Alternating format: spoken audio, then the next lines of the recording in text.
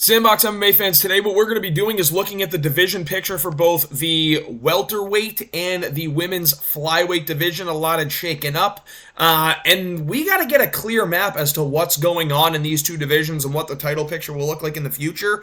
We're going to start with the women's flyweight division, so if you want to see just welterweight, skip ahead a couple minutes in the video, but we're going to break it down. I'm going to go through the people that I think should be fighting each other, who should be next for the title, who should be in a number one contenders fight. We're going to break it all down, and I'm not going to take too much time to go through explaining what it is because you'll get it as we're going along. We are going to start with the women's flyweight title picture. Right off the bat, we know that Alexa Grasso and Valentina Shevchenko are going to be fighting at UFC Noche this weekend on September 14th. Grasso 16-3-1, Shevchenko 23-4-1. Both have fought each other twice. One came to a draw, which probably should have went to Valentina based off how the scorecards were. And the other one was a Grasso sub. So this is really a trilogy fight. Grasso, obviously the current champ. Valentina, the long reigning champ at flyweight for so long before Grasso got in there.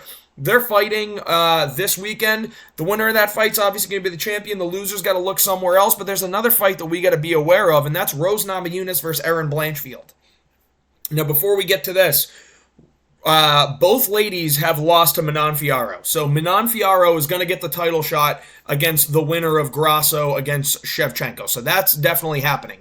But you're looking at another contendership fight here on Rose Namajunas and Erin Blanchfield. If Rose wins, she's coming off 3 wins in a row against Ribas, Cortez, and then Blanchfield, and got into as close of a fight as you can get into with Manon Fiorot. Then you have Blanchfield, who is coming off a loss to Fiorot, but when it went over Rose, she could be looking at a number one contenders fight after that. She doesn't automatically get a title shot because she beat Rose and lost to Fiorot. So you'd be looking at a Blanchfield versus Rose, and if Blanchfield wins, she could be taking on the loser of Shevchenko versus Grasso, and if she wins against Rose and the loser of that fight, then she can be looking at a title shot. Whereas if Rose wins, she beats Blanchfield, she's coming off the win against Cortez and Ribas, she's probably going to be next in line for a title after Manon Fiorot.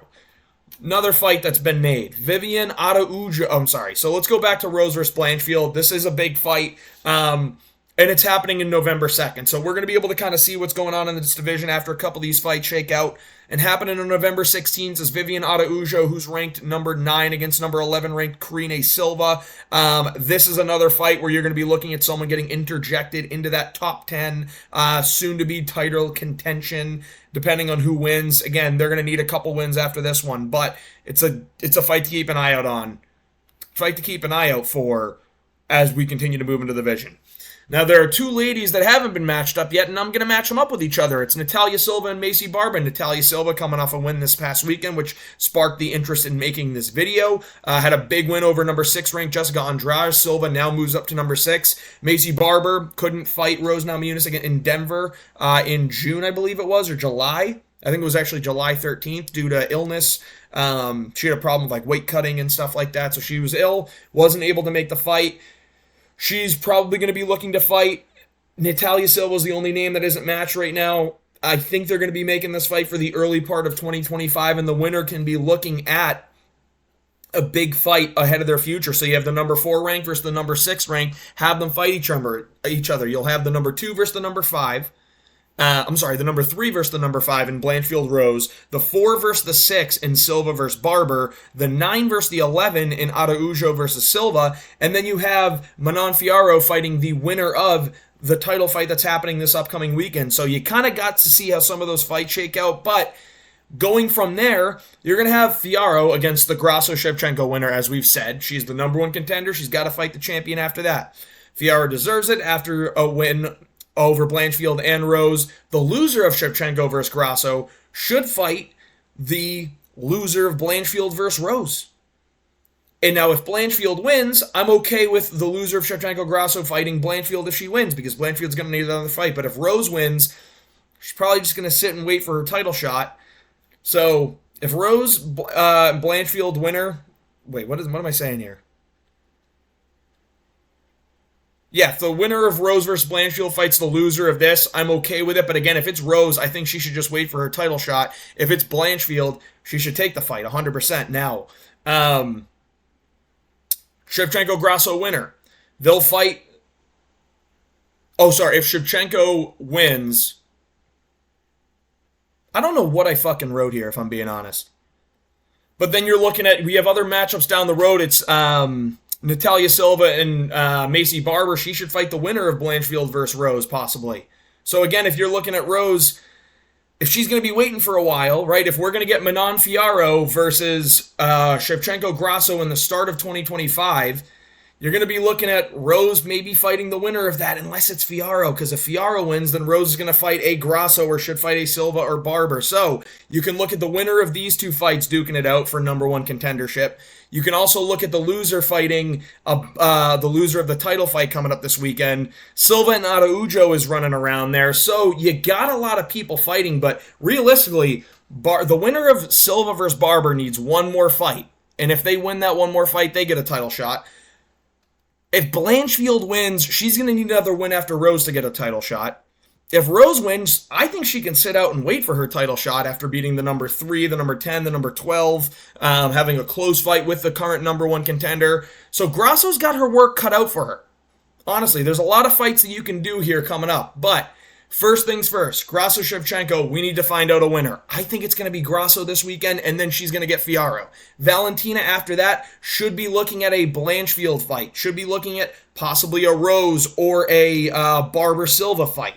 Silva and Barber have to be looking at that kind of Valentina fight if they win. Have to be looking at that Rose Namajunas fight or Erin Blanchfield fight if they win. A Fiorot fight if Fiorot ends up losing to Grasso. Or Grasso if Grasso ends up losing to Fiorot or Valentina. So that's kind of the way that this is shaking out. This is another fight that's looming around to consider. But we're going to move on to the welterweight division. We're going to the welterweight title picture, guys. A lot of why you're here in this video is the welterweight title picture, and we're going to get right into it. Belal Muhammad, current champion, 24-3, beat Leon to get the title, has big wins over Burns, Luque, Brady, Thompson, Damian Maia, so a lot of big wins here. But there's a lot of new names at welterweight that you got to try and build your legacy off of right now. So he last fought in July. I'd like him to fight before Ramadan. Do I think that's realistic? I don't think so, honestly, and the reason why is I don't know that there's actually a contender that fully deserves a fight yet. I don't know if they deserve the title shot yet. So, to get this out of the way, Burns versus Covington needs to happen, neither of which deserve a title shot, neither of which will get a title shot. They're coming off losses. They are two bigger names in the division that can help build on a pay-per-view, but neither deserve a number one contender even if they win. So have them match up against each other. I think it's a good money fight for the both of them, and I think it's a good add to a pay-per-view. Burns versus Covington should happen. Number 7, number 8, at least one of them gets a win, and they get to actually have a spot in that ranking. And again, Burns deserves a spot in the rankings. Covington doesn't deserve shit to me at this point, but if Covington beats Burns, then he does. Shavkat versus Usman's being targeted for December. So it's being targeted for UFC 310, December 7th. Shavkat 18-0, all finishes. Usman 20-4, but the number 2 welterweight of all time, his losses are to Leon specifically. And obviously Hamzat at middleweight, but we're not going to count that. Shavkat, I think, needs another top 5 win. Wonderboy, Jeff Neal, Neil Magny doesn't get you a title shot. But if you throw Usman in that can get you a title shot. Now, Usman doesn't deserve a title shot because he has lost his last 3 fights. Once against Hamzat, 2 against Leon. So this isn't a number 1 contenders fight for Usman. I think he needs a win, and then probably needs another win to get Belal. Shavkat, if he wins, he gets a title shot. Another fight that we're going to have to start looking at making. Sean Brady versus Ian Gary, the number 5 and the number 6 ranked in my rankings. Go check out the ranking videos that I just made, because for some reason Colby's still ranked at 5 in the UFCs, and that's just outright wrong. But you have 17-1 versus 15-0. Brady's only loss is to the current champion Belal. He has notable wins over Kelvin, where it was domination. Burns, domination. Chiesa, domination. Ian Gary has wins over MVP, close win. Jeff Neal, close win. Neil Magny, domination. So again, you got an undefeated guy, but these are not guys that get a title shot with a win against each other. They don't deserve it. They need 2 more wins each, in my opinion, because those resumes they're all right. Like, they're good. They're nothing great. They're good, but they can get 2 more wins. Whichever beats each other, they can fight another guy coming after, and we're going to kind of map out what that could look like. But Brady just fought. Ian Gary, it's been a little bit since he's fought, but I think they should be looking at the start of 2025 to fight each other. The winner gets a number 1 contenders fight. So if you win in this fight, you get the guaranteed number 1 contender in the next fight. So it'll be versus the winner of Usman versus Shavkat, or if Shavkat or JDM somewhere in there. We'll get to that, but 2 wins from either of these guys, one after whichever one beats each other, I guess, if that makes sense. And that leaves Leon versus JDM. Number 1 versus number 4, 22-4, 17-2, unbeaten in the UFC. The former champ coming off 2 title defenses. A guy that's, again, top 5 welterweight GOAT, honestly, at this point. Last fought July 27th. Last fought March, but he got hurt, and he knocked out Gilbert Burns. Well, let's go through the notable wins for Jack Della Maddalena, though. It's Gilbert Burns, Kevin Holland, Randy Brown. Again, good resume, but you need one more win to get a title fight, and I think a win over the former champion Leon Edwards could help him get there. So if he wins, he's the number 1 contender. Right? If he wins, he's the number 1 contender after Leon and Belal kind of do their thing.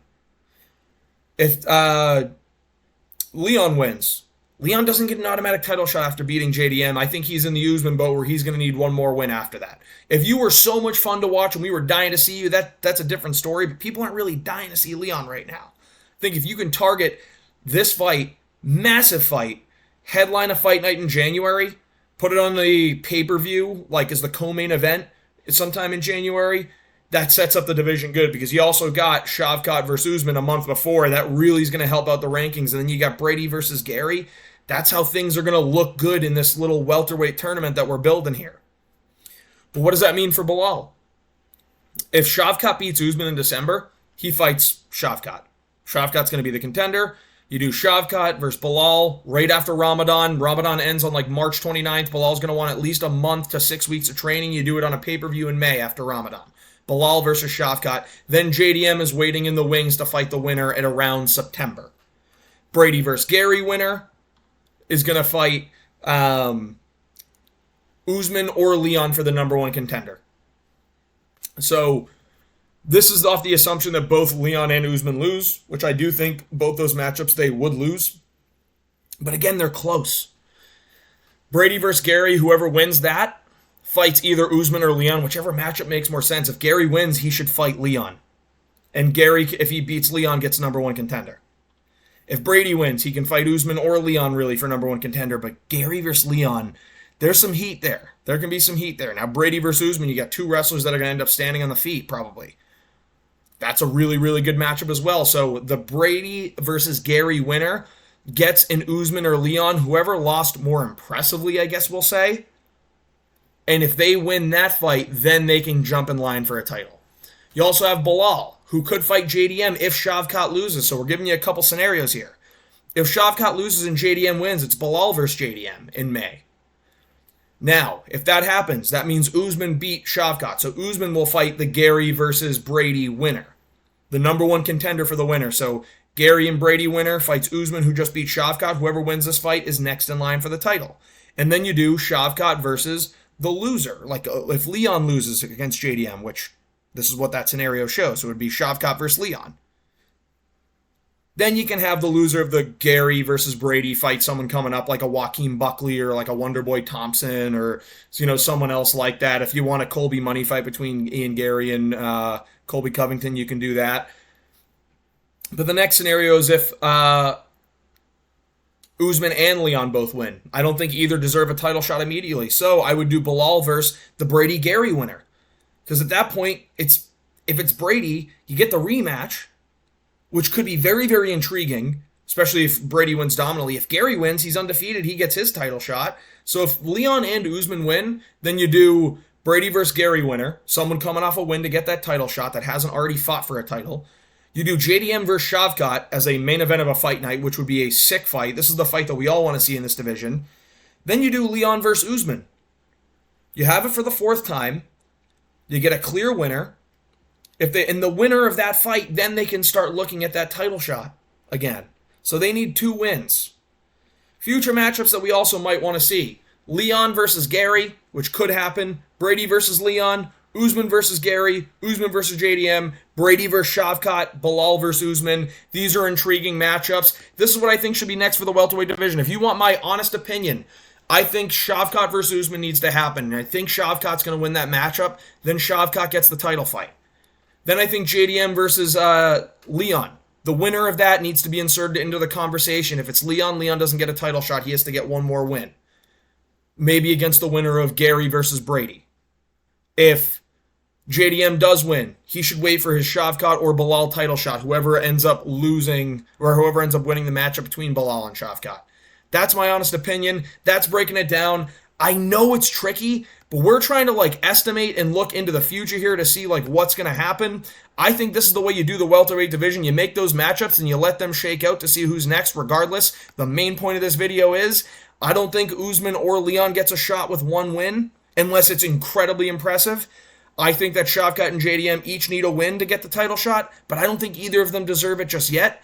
And then you have Gary versus Brady looming, who I think they're probably going to need 2 wins to get a title shot. So there's a lot you can do at welterweight. That's how I broke it down. Hope you enjoyed the video. Hope you followed it along. I'm going to try and clean some things up for the next video, but welterweight's looking intriguing. Women's flyweight's looking intriguing. I can't wait to see how it all shakes out. If you enjoyed the video, please like and subscribe.